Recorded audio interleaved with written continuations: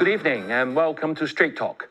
This is Eugene Chan, and tonight our guest is Professor the Honorable Arthur Lee. Welcome, Arthur. Thank you very much, Eugene. I'm sure Arthur is well known to all of us, and I'm sure they would agree you would be the most appropriate person to talk to us about the recent proposal from the government, so that we are trying to recruit doctors back to Hong Kong because of our shortage problems.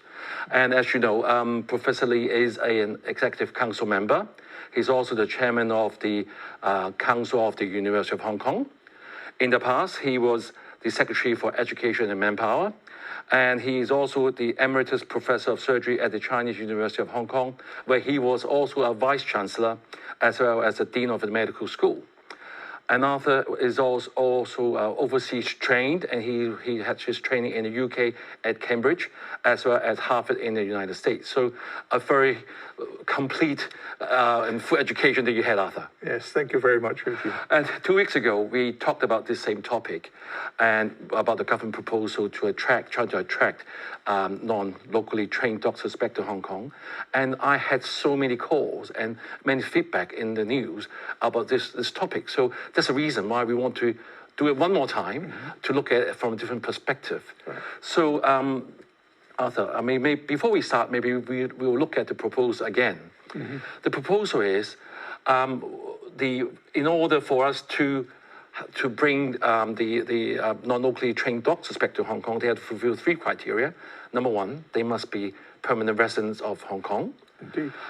They must undergo the education at an approved medical university, right, as well as having the registration at that place of training. Yep. Then they have to be back employed full-time back in Hong Kong in a public service for a matter of 5 years.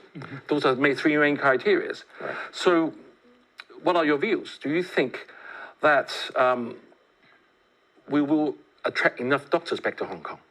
Well, first of all, there is no doubt a great shortage of doctors in Hong Kong.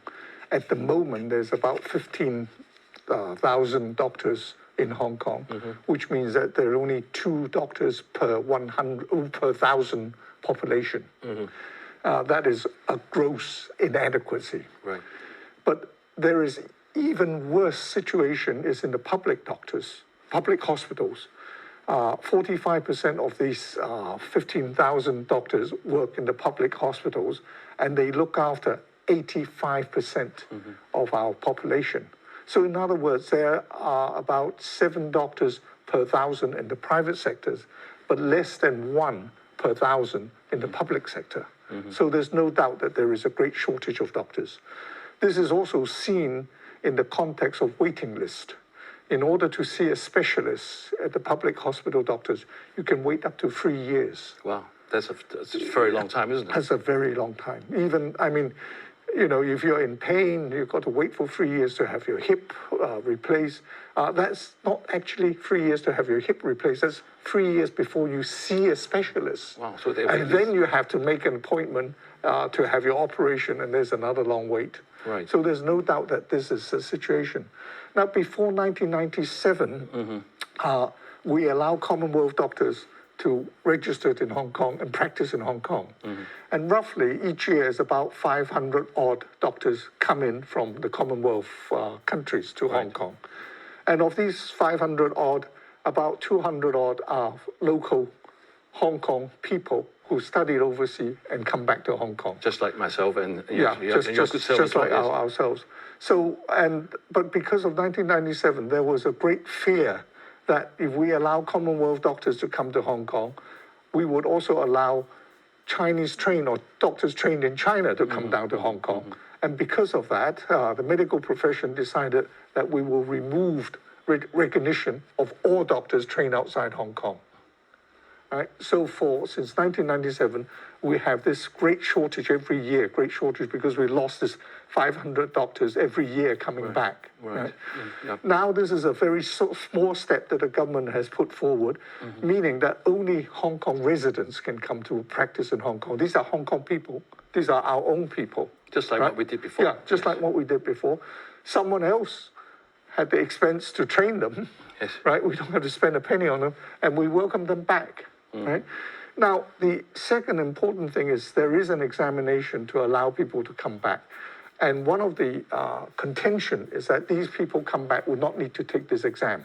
Right. Now, if you look at the examination, there are three parts to this examination. The first part is medical knowledge, a multiple choice, and roughly about 30% pass that. Right. Second part is the English language. About 90% of people pass that. Then the third part is about clinical practice, and about 40% pass that. But if you take it from day one all the way through 3 stages, roughly only about 10%, 11% actually get through, all the way through. So in other words, this is a very tough exam, right? With a very high failure rate. Or low passing rate. Or low pass rate, right? Now, if you say this is such a good exam, why don't that keeps up our standard? Then why not use this exam for all the practicing doctors in Hong Kong? Those who are every 5 years, everyone takes this exam. But I'm sure no one wants that. No, I'm sure no. No doctor will want that, right? So when we come back to this, is that we do need doctors.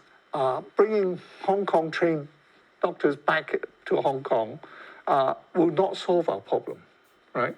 But it's a small step towards relieving the shortage of doctors. Professor, I was going to ask you, if it's going to be a small step, I had looked at some figures. Like this year, we are short of 700 doctors in the system.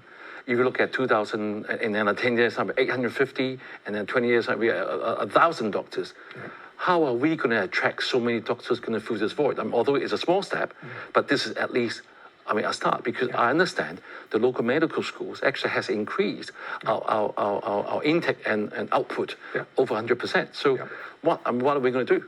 Well, there are 2 things we could do. First of all, we could have a 3rd medical school. Right. But to have a 3rd medical school, it will take at least 10 years before they can turn out the first graduates. Yes. Right. So this is a long-term thing. But the second important thing is that both the Chinese University and Hong Kong University are planning medical schools in Shenzhen. Right. So presumably they would be having the same curriculum as the medical schools in Hong Kong. So these doctors who are trained there are trained by our university. Would they be allowed to come back and work in Hong Kong? I don't know, but certainly it is a possibility. The second obstacle in bringing doctors into Hong Kong, besides the examination having a high failure rate, is also the requirement that they have to spend a year or 6 months of internship, right? In other words, if I, as a surgeon, want to come back and I pass all the exams, I have to spend my internship not in the specialty of my choice. In other words, as a surgeon, I might get to do psychiatry. Right. So that means it's not fully... That's just crazy, right? I think we're wasting a lot of resources, aren't we? Yeah, wasting manpower, wasting resources. Or if I want to be a psychiatrist, I might get sent to be a pediatrician, which is totally ridiculous, right? And these are actually obstacles to stop people coming to Hong Kong to practice. Yes. And this is not right. Yeah, when you're talking about it's a small step, I read in the news that we're aiming to take 200 doctors per year. Yeah. Do you think that is a realistic figure? Because I'm sure people who have established overseas, they have many things to consider, like for the family, the kids' education, the high cost living in Hong Kong with the housing that is so expensive in Hong Kong. That may not be a very good, sort of a push factor for them to come back. Do we have a plan B? What happens if we don't get the 200 doctors come back to help us at least a small step? Well, if we don't get the I think even with this plan in place, we still would be short of doctors. Right. There's no question about it. But it's a small step to relieve the shortage. But it won't relieve the shortage altogether, right? So if you say what happens next, I think we would have to take a look at the situation and say, should we allow, once we recognize the overseas medical schools, should we allow those graduates from those medical schools practice in Hong Kong, like before in the Commonwealth countries? Right. Yeah, but these are long-term planning. Yes. Maybe before the break, I want to ask you about the special registration committee, because there will be a committee set up to look at the approved medical schools. They're hoping to get 100. Yeah. The makeup are they're going to have the council of the medical council, the chairman of the medical council. the president of the Hong Kong Academy of Medicine, the director of health, the chief executive of the hospital authority, the deans of the Hong Kong U and CUHK, and there are not more than 4 members appointed by the chief executive. Do you think this makeup will be able to help us to find the good 100 schools? I'm sure, because the 4 members appointed by the chief executive are likely to be members of the medical council. Right. So the medical council is in charge of the registration of all doctors in Hong Kong. So they know what the standard should be. The deans of the medical school, the president of the academy, international figures. Yeah, so they know I've what the also standard noticed overseas are. they haven't put in any representative from the medical profession for whatever reason. Do you think they have to invite They have. I mean, I'm talking about the Medical Association, Hong Kong MA maybe, Doctors Union maybe. Do we need them? Well, of course, because they are in the medical council. Okay. Right? So the medical council is represented. Right. And don't forget, there are 14 members out of the 32 members are from Hong Kong Medical Association. Okay. That's good. All right. Maybe we have a break. Don't go away.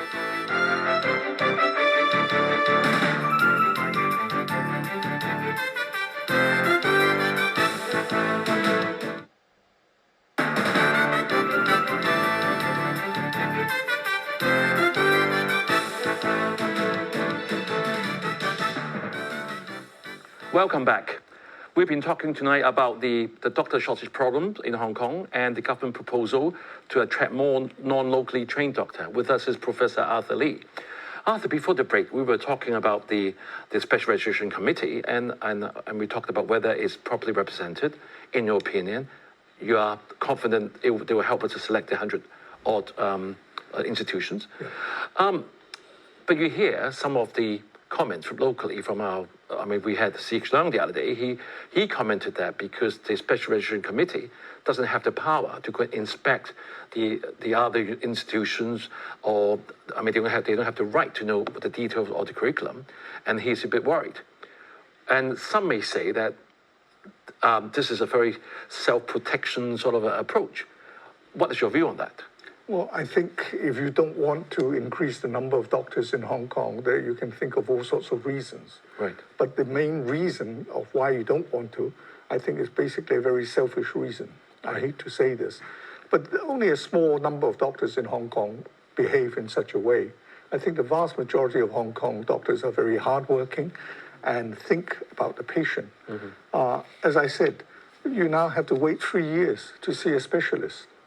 That's not right for a place like Hong Kong, which is a wealthy place. We have resources, we have very good hospital, we have a very high standard of care, and yet our waiting list is so long. So something has to be done. Yes. Arthur, you mentioned earlier in the first part, you mentioned about the history of what actually happened with 997. Yeah. Because we're doing a handover, we're trying to make sure Hong Kong has the standard we want. There's a reason why we have universal sort of examination sort of approach. Yeah. Time has gone by for 25 years now. Yeah. And when the Special Registration Committee can look at the other medical schools curriculum, do you think the mainland ones can be looked at? I mean, some of the medical schools can be very high standard over there. Yeah, I think the important thing is to look at first of all, the language of instructions. Right. Right. Yeah, in Hong Kong, both our medical schools, our language of instruction is English. So if they don't use English, I think that rules them out straight away. Yeah. Right. And I don't think there are many medical schools in China that actually uses English. Right. Okay. As a teaching medium. Secondly, I think with as I said, the deans of the 2 medical schools, both of whom are internationally recognized specialists, they do have a lot of contact overseas. So they do know what the standards are with the overseas medical schools. Right. So I don't worry at all of their competence in deciding what is good medical school and what are average or below average medical schools. So with this new proposal, when it comes into effect, that means our local students, they have an extra option to choose to go to different schools in the world and not having to worry, not be able to practice back in Hong Kong. And we, as you said earlier, it costs us so little Yeah. to have a full-fledged medical doctor back to Hong Kong to serve. Yes, it's a win-win situation. Right. Okay. Right. So I think we have talked enough about that, the proposal, and let's talk about something more imminent. It has been said that the hospital authority has quite a high attrition rate, that the doctors are not staying, especially the more senior doctors are leaving. Yeah. I'm sure there are multifactorial reasons for a decision to move on or to stay. Do you think the Hong Kong government or the bureau or the hospital authority, are we doing enough to retain our talents within the system? Well, first of all, the Hong Kong government actually spent a vast amount of money into our hospital system. Right. There's no question about it. The important question is that money well spent, right? And if you ask our frontline doctors, the majority of them, the vast majority of them, would not have a good word to say about the hospital authority, right? It is something that is accepted. No one likes the hospital authority who works within the hospital authority, and you have to ask why. Right. The simple reason is that it is very, very bureaucratic. They have meetings, they have committees, and senior doctors, instead of spending their time looking after patients, have to go to HA headquarters to have committee meetings, time, and fill in forms, and so on. So this is very demoralizing because they're doing what they're not trained to do, right? So that's the first thing. Second thing is there are a lot of managers within the hospital authority, right? There are as many managers as doctors, right? Then you say, well, what's the purpose of that, right? Do we need so many doctors? So when you say that, do we need a major overhaul of the hospital authority? I think we do. I think we do need to look into the whole working of the hospital authority, whether we need so many layers of bureaucracy in order to get things done. Because this will, if everything is solved, we will, I think our shortage problem will be much less. Well, it will create a much happier atmosphere within the hospitals. Doctors will be, at the moment, I think a lot of doctors do not find fulfillment in their job. They are frustrated.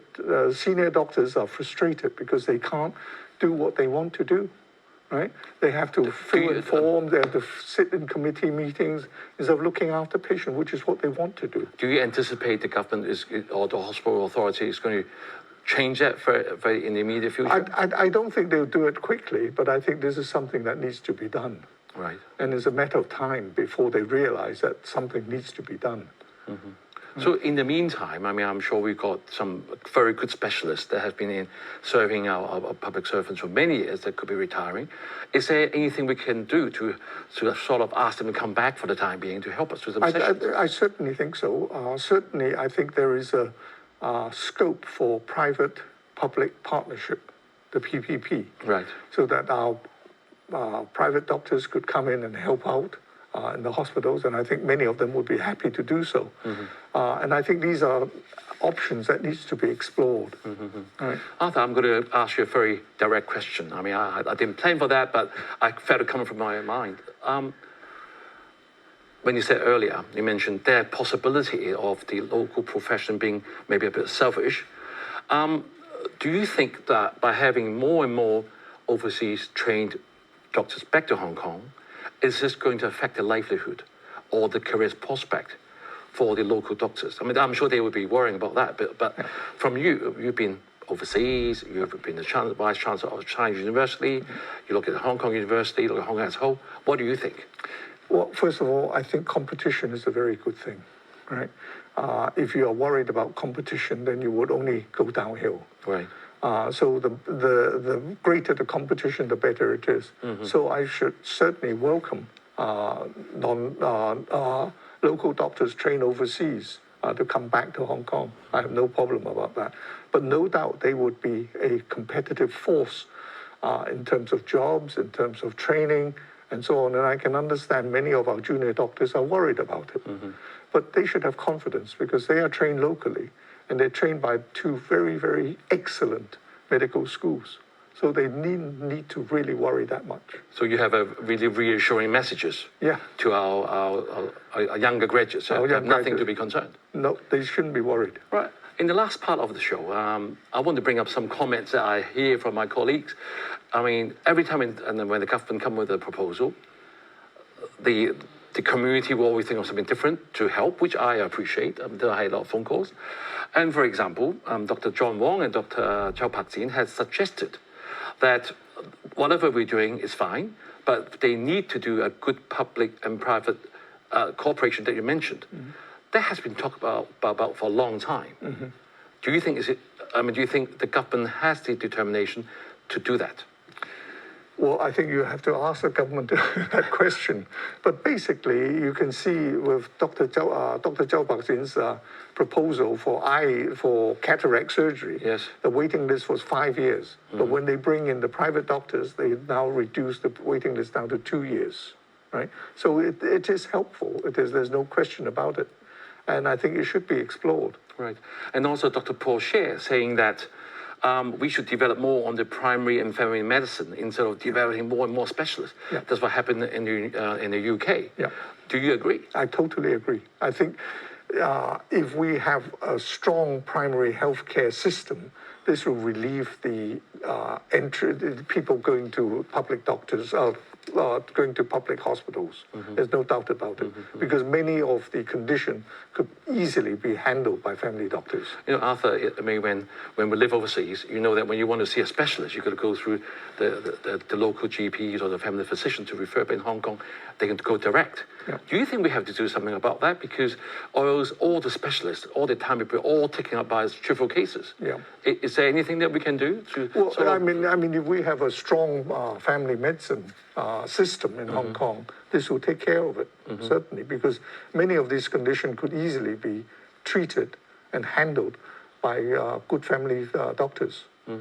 Thank you, Arthur, for sharing your thoughts on this very important aspect that I'm sure all our audience are concerned, and that's the reason why we're doing the second show within 2 weeks. And we do hope that whatever we have discussed tonight will let our audience an even better understanding of the government's proposal.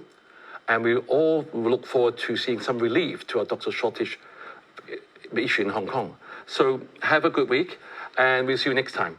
Good night. Thank you.